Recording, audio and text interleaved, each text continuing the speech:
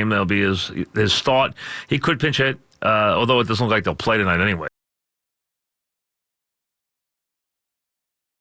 So I mean that's probably a long shot anyway. The Yanks are, I would say now,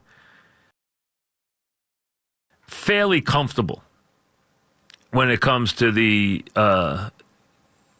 home field. I mean, it's going to take a lot to blow it now. They haven't locked it up mathematically yet, but I think they're in very good shape now.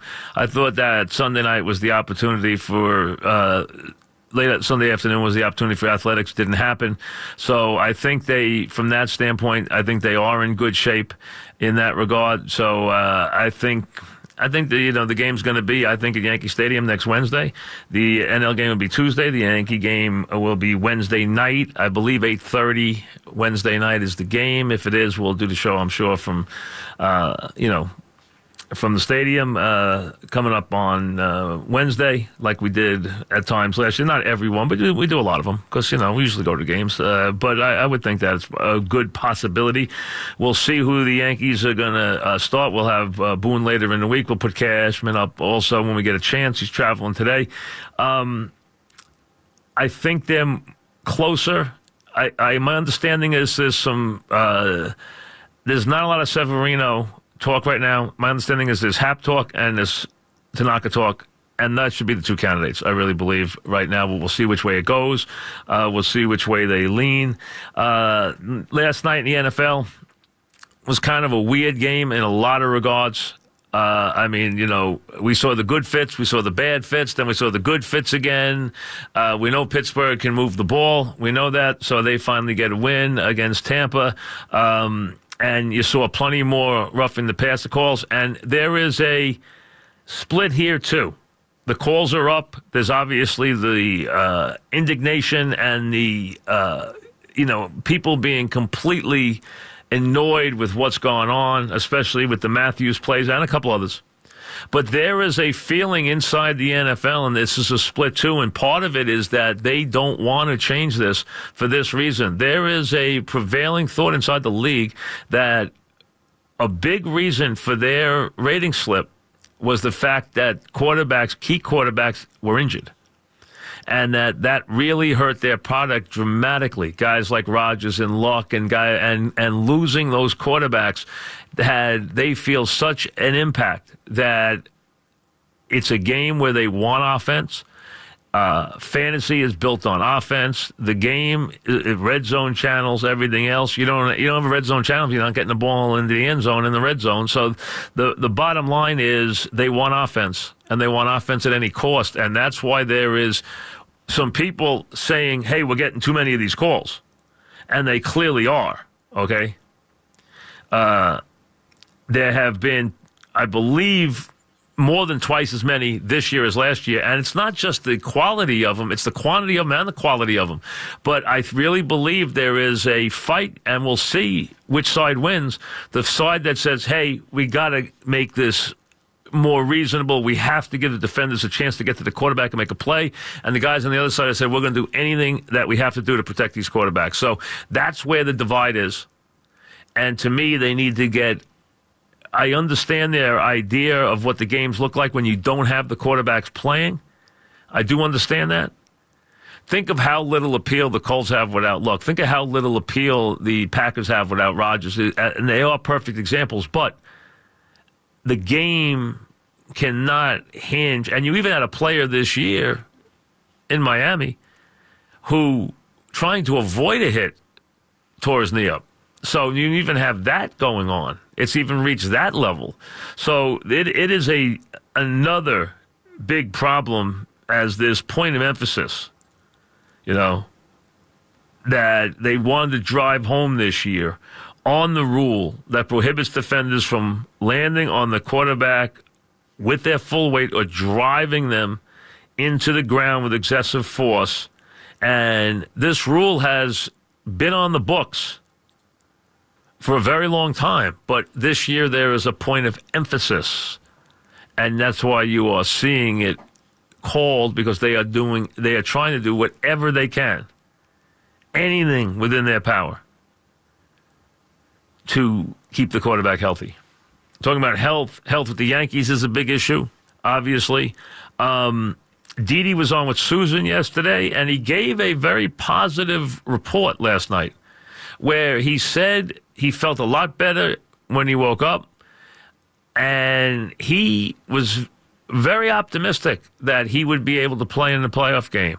Now, there was a feeling that his throwing will be okay, but that his hitting could be hampered. They need him to do both. But maybe he's not automatically out of the game, so at least we can harbor a little hope that he might be able to play in the game. They got to keep everybody else healthy. We know, obviously, what went on with Hicks. So the bottom line is they just have to make a decision about who they're going to start the game. And again, I think there is some division in that, but either way, I think they wind up in a good place. I think you're very comfortable right now with either Hapa Tanaka getting the start, and they have to get themselves, you got to find that and hope that getting to that game, that guys are healthy. Whether it's Judge, whether it's Didi, whether it's any other regular players, whether it's Chapman, and find some consistency with these star players that hasn't been there. Now, the Red Sox are not 100%, not nearly. I think Sale's a much bigger problem than they're letting on. I think the red light was the second time he went to the DL. You don't send a guy to the DL twice. They did minimize his innings pitched this year. They kept him down. That was something that they wanted to do, and they were able to do it in this magical for them season. They were able to, really keep his innings down. But when they send him to the DL for the second time, to me, that raised a very, very big question about his, not just his durability, but whether or not he would be the same pitcher this year. He was down for the season to 153 innings. But if you look, he hasn't pitched a whole lot. On 9/11, he threw 1 inning. On 9/16, he threw 3 innings. On 9/21, he threw 3 innings. So he has not thrown a whole lot of innings in his last 7 games. Now, in his last 7 appearances, which are, his ERA during that time is 0.57, but in those last 7 appearances, he has pitched a grand total of 30 innings. He's given up 19 hits, and he struck out 53 batters. So his numbers are off the charts, but he's not throwing any innings. And they have done this, and it makes you think that maybe there's a little bigger problem. Now, his numbers overall for the season they're unbelievable. He's got a 12-4 record. He's got a 2 ERA. He's pitched 153 innings. He struck out 229 batters in 153 innings, and his whip is 0.85. The numbers are there. The question is he healthy? On top of that, you have the durability of the bullpen with the Red Sox. And really 2 things, the durability and the efficiency of that bullpen.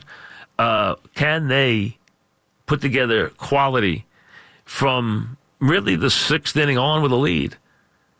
And to me, in a big spot, that includes the closer. It really does.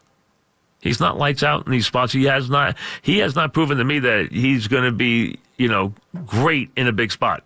He's been great plenty of times, but he's not, to me, proven that he can be great in a big spot yet. So I think they do have some issues there. There's no question.